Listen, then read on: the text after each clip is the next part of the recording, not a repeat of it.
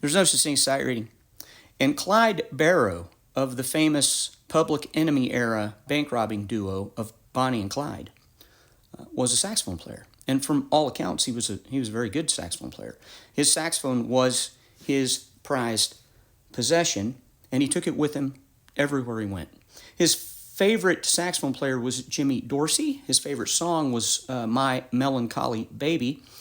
And if he hadn't been a bank robber, he would have liked to have been a professional musician. I guess he figured robbing banks paid better. Anyway, here's a picture of them.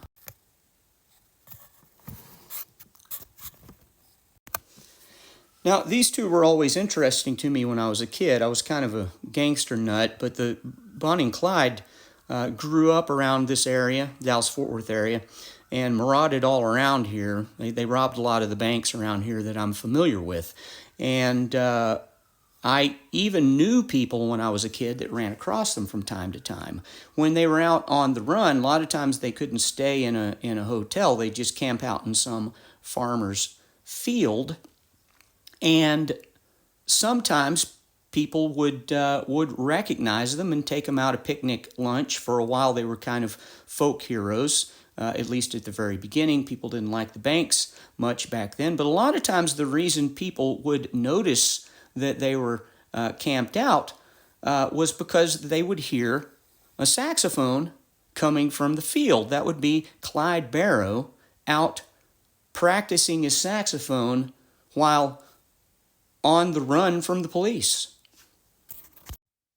So that's a pretty serious dedication to practicing. This was the 1930s. He couldn't just order reeds on Amazon. He was going to have to stop at a music store while the police are looking for him, and his pictures are all over the paper, and buy reeds, or at least the materials to make reeds.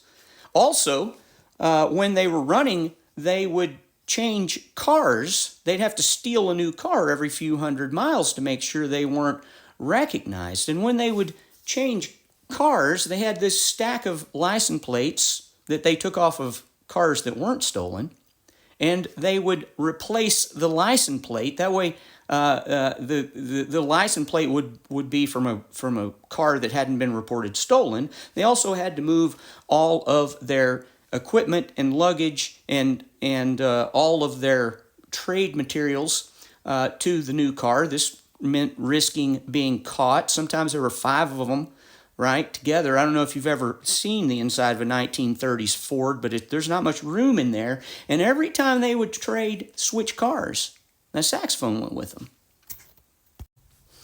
At one point in 1933, they were hiding out in a house they thought was abandoned in Joplin, Missouri. Somebody recognized them, and the police showed up.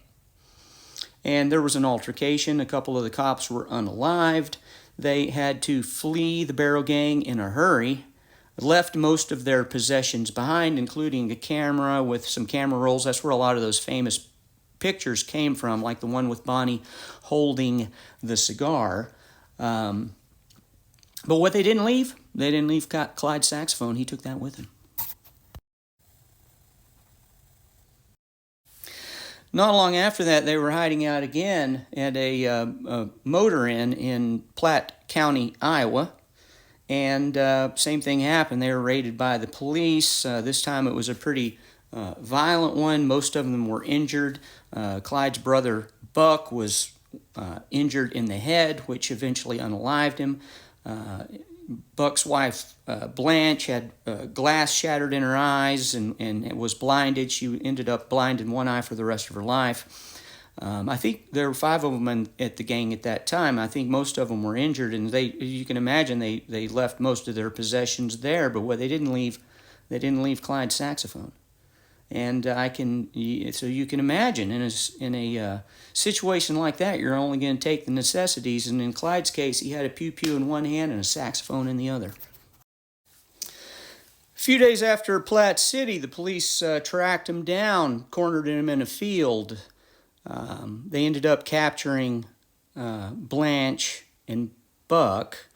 But Bonnie Clyde and I think W.D. Jones was one of their accomplishments. They got away on foot. So now you have Clyde running on foot from the law, and what's he have with him? Well, in one hand he has a saxophone. He took that with him, and we know he did. I'll tell you how we know in a moment. Here's a couple of photos from that.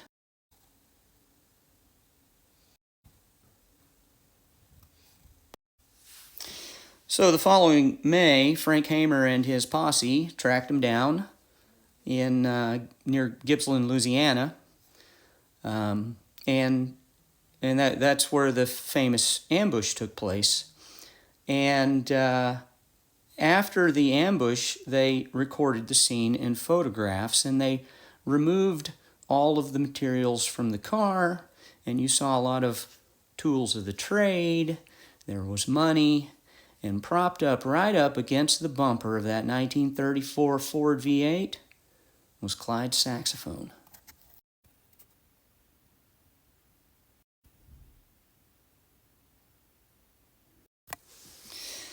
So I think about Clyde Barrow every time a student tells me, I didn't have time to practice this weekend.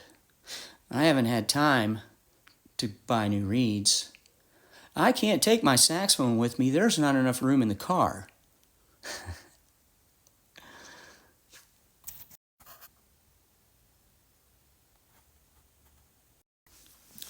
My name's Mark Dooley. I've been a private music teacher for 36 years, focused on practical theory and music literacy. If you'd like to hear more, follow me. If you'd like lessons, contact me. If you can learn how to read words, you can learn how to read music.